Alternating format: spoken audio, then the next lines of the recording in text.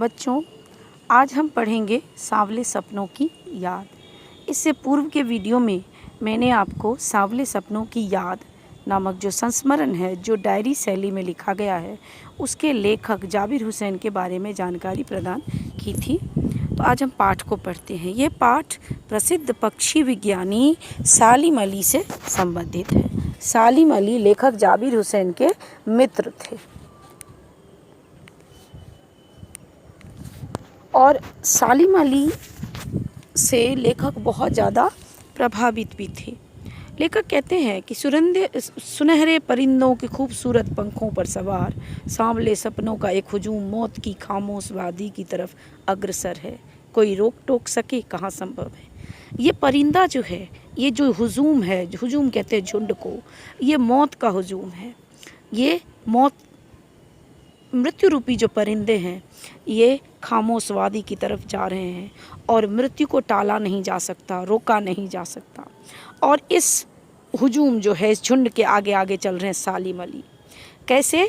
तो सैलानियों की तरह अपने कंधे पर अपना बोझ उठाए हुए, अंतहीन सफ़र का बोझ। उन्होंने बहुत यात्राएं की। वो पक्षी विज्ञानी थे, तो वो जगह जगह जाते थे और पक्षियों से संबंधित जानकारी इकट्ठा करते थे। किसी स्थान विशेष से बंधे नहीं थे। लेकिन अभी जिस सफ़र पे वो निकले हैं, मृत्यु रूपी सफ़र पे, वो सफ़र अंतहीन है, उसका कोई अंत नहीं, उससे वापस लौटने की कोई उम्मीद नहीं है। लेकिन ये सफ़र जो है पिछले तमाम सफ़र से भिन्न है। क्यों? क्योंकि ये पलायन का सफ़र है। ये आखिरी, पलायन माने छोड़कर चले जाना, ये आखिरी सफ़र है। अब सालिम अली कभी नहीं लौटेंगे और प्रकृति में वन पक्षी की तरह विलीन हो जाएंगे, ठीक उस पक्षी की तरह जो अपने आखिरी गीत को गाता है और मौत के गोद में जाके बस जाता है। और इस स्थिति को बदला नहीं जा सकता। कोई अपने शरीर की गर्मी और दिल की धड़कन दे करके भी अगर मृत व्यक्ति को लौटाना चाहे तो वो संभव नहीं है। और यही बात लेखक कह रहे हैं। अब लेखक कहते हैं कि इस पक्षी को जगाने की कोशिश करना व्यर्थ है, क्योंकि बहुत पूर्व सालिम अली ने कहा था कि लोग पक्षियों को आदमी की नज़र से देखना चाहते हैं। ये उनकी भूल है। ऐसा सालिम अली ने इसलिए कहा था क्योंकि पक्षी से हम उम्मीद करते हैं कि वो हमारी तरह डिसिप्लिन्ड नहीं, वो नेचर में रहते हैं, वो अनुशासित होते हैं, वो अपने आप में अनुशासित होते हैं, उनके जीवन का चक्र अनुशासित होता है। लेकिन जंगल और पहाड़ों, झरनों और आबशार कहते हैं झरना, जलप्रपात आदि को आबशार कहते हैं, निर्झर जो है, इस प्रकृति की नज़र से नहीं, पक्षी को भी हम सोचते हैं कि वो हमारी तरह क्यों नहीं है। और ये बात सालिम अली कहते हैं कि ये उचित नहीं है। अब लेखक एक और बात कहते हैं कि क्या किसी को पक्षी की आवाज़ इतनी रोमांचित कर सकती है जितना सालिम अली को करती थी। अब है कि एहसास की ऐसी ही एक ऊबड़ खाबड़ ज़मीन पर जन्मे मिथक का नाम है सालिम अली। मिथक कहते हैं पौराणिक कथाओं के उन तत्वों को जो आज भी अपने अर्थ को प्रमाणित करती हैं। जैसे आप जब पौराणिक कथाएं सुनते हैं तो क्या राम जैसा आदर्श पुरुष आज भी हो, इसकी कामना नहीं की जाती? क्या लोग चर्चा नहीं करते कि अमुक व्यक्ति का बेटा राम जैसा है? तात्पर्य क्या है कि ये मिथक चल रहे हैं और ये पौराणिक कथाएं जो हैं वो समय के साथ कालजयी हो गई हैं। जैसा समय आता है उस प्रकार का अर्थ वहन करने लगती हैं। अब लेखक कहते हैं कि कोई नहीं जानता कि कृष्ण मथुरा वृंदावन में कब आए, वृंदावन में कब उन्होंने रास लीला रची, कब माखन खाया, कब वाटिका में जाकर छोटे पेड़ों की और घने पेड़ों की छांव में विश्राम किया। लेकिन क्या आज भी जब हम मथुरा वृंदावन आदि में जाते हैं और उन स्थानों पर जब हम चलते रहते हैं भीड़ में, सुबह के समय में जब लोग यमुना की नदी में स्नान करने के लिए जाने लगते हैं, तो क्या काली नदी का जल कृष्ण के द्वारा किए गए कालिया नाग मर्दन की याद नहीं दिलाता? क्या ऐसा नहीं होता कि वहाँ पहुँचने पर हमें महसूस होता है कि कृष्ण की बांसुरी आज भी बज रही है और उसका जादू आज भी बरकरार है? तो सालिम अली जो हैं वो भी चले गए हैं, लेकिन उनका जादू बरकरार है, वो अभी भी हैं।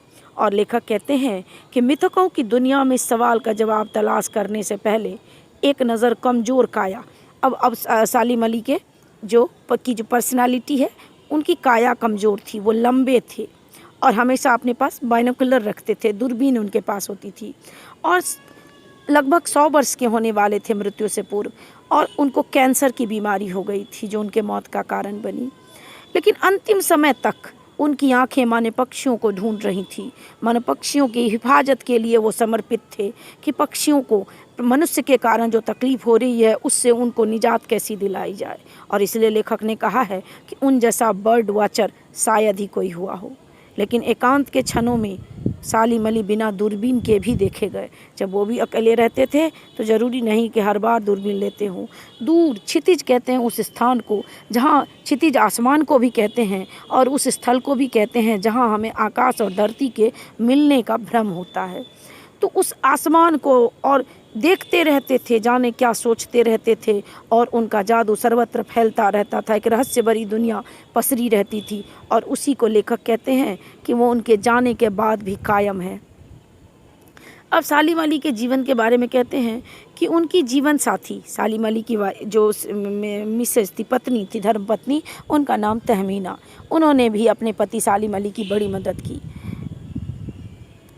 तहमीना स्कूल के दिनों में से उनकी सहपाठी रही थी, और अपने लंबे रोमांचकारी जीवन के ढेर सारे अनुभवों के मालिक सालिम अली ने एक दिन केरल की साइलेंट वैली को, केरल में एक साइलेंट वैली है, वहाँ पे रेगिस्तान, राजस्थान की तरफ से आने वाली जो हवा है उसके कारण पक्षियों को बड़ा कष्ट होता था। और तत्कालीन प्रधानमंत्री चौधरी चरण सिंह थे, उनसे मिलने, एक घटना के बारे में लेखक बताते हैं कि उनसे मिलने सालिम अली गए। और जब वो उनसे मिलने गए तो उन्होंने पक्षियों की स्थिति को इस प्रकार प्रधानमंत्री चौधरी चरण सिंह के सामने रखा कि उनकी आंखों में भी आंसू आ गए। और ऐसा सालिम अली जैसा व्यक्ति ही कर सकता था जो पक्षियों को समझता था।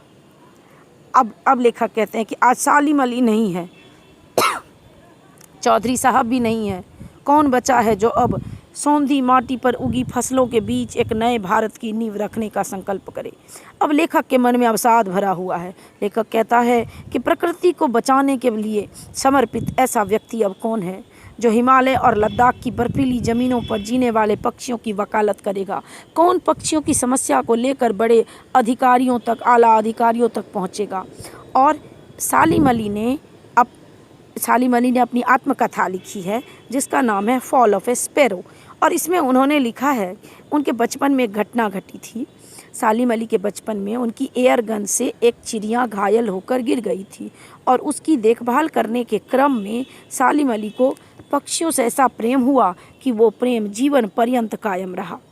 तो लेखक कहते हैं कि मुझे याद है कि डी.एच. लॉरेंस की मौत के बाद लोगों ने उनकी पत्नी फ्रीडा लॉरेंस, डी.एच. लॉरेंस जो हैं वो भी एक पक्षी विज्ञानी हैं, और उनकी पत्नी से किसी ने पूछा उनकी मृत्यु के बारे में के बाद कि आप अपने पति के बारे में क्या कुछ बताइए, कुछ बताना चाहें तो कुछ कहिए। तो उनकी पत्नी ने कहा कि मैं लॉरेंस के बारे में क्या बताऊं, मुझे लगता है कि मेरे छत पर बैठी गौरैया जो है वो उसके बारे में ज़्यादा बता सकती है। अर्थात वो पक्षी को ज़्यादा जानते थे और पक्षी उन्हें जानते थे। और यहाँ भी यही बात है कि सालिम अली पक्षियों को पहचानते थे और पक्षी भी सालिम अली को। अब सीधा सा है, अब उनकी पत्नी फ्रीडा कहती है, और ये फ्रीडा की बातें जो हैं लेखक ने यहाँ इसलिए रखी है क्योंकि वो चाहते हैं कि इसके माध्यम से हम सालिम अली को समझें। लॉरेंस मेरी रगों में, मेरी हड्डियों में समाया हो, लेकिन मेरे लिए कितना कठिन है उसके बारे में अपने अनुभवों को शब्दों का जामा पहनाना। मुझे यकीन है मेरी छत पर बैठी गौरैया उसके बारे में और हम दोनों ही के बारे में मुझसे ज़्यादा जानकारी रखती है। यानी वो पक्षियों के इतने करीब था कि पक्षी ही उसे समझ सकते हैं। ठीक वैसे ही सालिम अली। अब लेखक कहते हैं कि जटिल प्राणियों के लिए सालिम अली हमेशा एक पहेली बने रहेंगे। जो सीधे साधे लोग हैं, जो सच्चे हृदय वाले हैं, वही सालिम अली को पहचान सकते हैं। जो जटिल हैं, जटिल से तात्पर्य यहाँ बहुत सारी बातें हम ले सकते हैं, जो बहुत सारी चीज़ों को ज़रूरी नहीं समझते हैं, जिनके अंदर कुटिलता भी हो सकती है, जो प्रकृति के नित्य होने वाले दोहन के प्रति सजग नहीं है, उनको सालिम अली के बारे में समझाना संभव नहीं। और बचपन के दिनों में उनकी एयरगन से घायल होकर गिरने वाली नीलेकंठ की गौरैया ने उन्हें, उनकी ज़िंदगी को बदल के रख दिया और उन्हें खोज के नए नए रास्तों की तरफ ले जाती रही। ऐसा लगता है मानो जीवन भर सालिम अली उस एक गौरैया से मिले हुए लक्ष्य को, जो उस गौरैया ने उनके ऊपर प्रभाव डाला, उसके साथ वो जीते रहे और सालिम अली प्रकृति की दुनिया में एक टापू बनने की बजाय अथाह सागर बनकर उभरे। सालिम अली ने अपने कार्य क्षेत्र को सीमित नहीं रखा, एक टापू की तरह नहीं, छोटे से जगह में नहीं, वो सर्वत्र फैलते गए और उन्होंने पक्षियों के लिए बहुत कुछ किया। उन्हें महसूस होता है कि वो आज भी पक्षियों, और लेखक अब कहते हैं कि ऐसा लगता ही नहीं है कि सालिम अली की मृत्यु हो गई है, ऐसा लगता है कि वो पक्षियों की खोज में कहीं निकले हैं और बस अभी गले में दूरबीन लटकाए अपना बाइनोकुलर लेकर के अपने खोज के नतीजों के साथ लौट आएंगे, और जब तक वह लौटते नहीं क्या हम मान लें कि वो चले गए हैं। अब लेखक कहते हैं मेरी आंखें नम हैं, सालिम अली तुमको कब लौटोगे ना। अब देखो, लेखक और सालिम अली मित्र हैं, तो एक तो मित्र के जाने का गम और एक सालिम अली जैसा व्यक्तित्व जिससे कि लेखक अत्यधिक प्रभावित हैं और उसके लिए अवसाद से भी घिरे हुए हैं, उनकी मृत्यु से उनके मन में दुख भी है। वो कहते हैं कि मुझे यकीन नहीं होता, हमारे भी स्वजन प्रियजन जब चले जाते हैं तो हम यकीन करना बड़ा मुश्किल होता है कि वो हमें छोड़ के चले गए हैं, और ऐसा लगता है मानो वो अभी लौट आएंगे। और इस बार लेखक को भी ऐसा ही लग रहा है। मैंने पाठ पढ़ाया है आपको, इसके आधार पर आप पाठ के प्रश्नों का उत्तर लिखें। जहाँ दिक्कत हो मुझसे संपर्क करें। धन्यवाद।